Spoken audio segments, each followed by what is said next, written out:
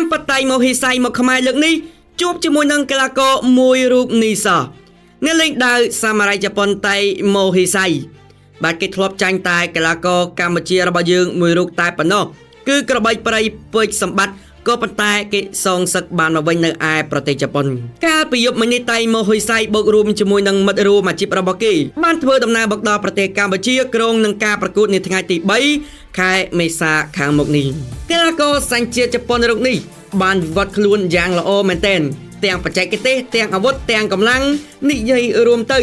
គាត់ត្រៀមមួយឈុតតែម្ដងពាក្យមួយឃ្លាដែលតៃមហិស័យតែនិយាយនោះគឺ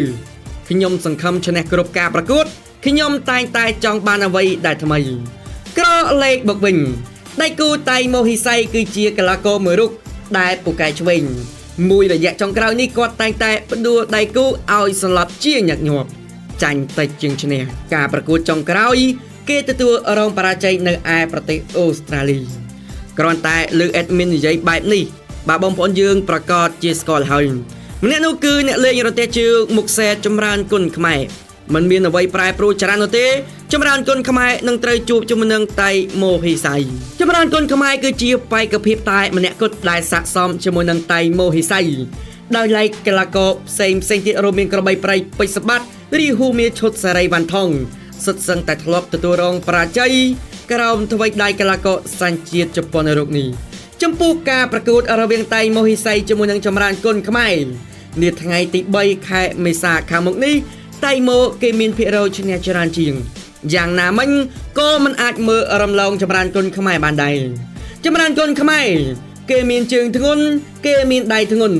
អាវុធធ្ងន់មួយចប់គូបញ្ជាក់ផងដែរថាការប្រកួតចាប់ផ្ដើមនាថ្ងៃប្រហ័សទី3ខែមេសាក្នុងកម្មវិធី Gensburg រាជសីគុណខ្មែរទីតាំងដីឡូមុខវត្តស្ងួនពេជ្រខណ្ឌកំបូររាជធានីភ្នំពេញការប្រកួតចាប់ផ្ដើមនាវេលាម៉ោង8យប់តទៅបងប្អូនអ្នកខាងកំបូរកុំភ្លេចចូលរួមទស្សនាឲ្យបានច្រើនកក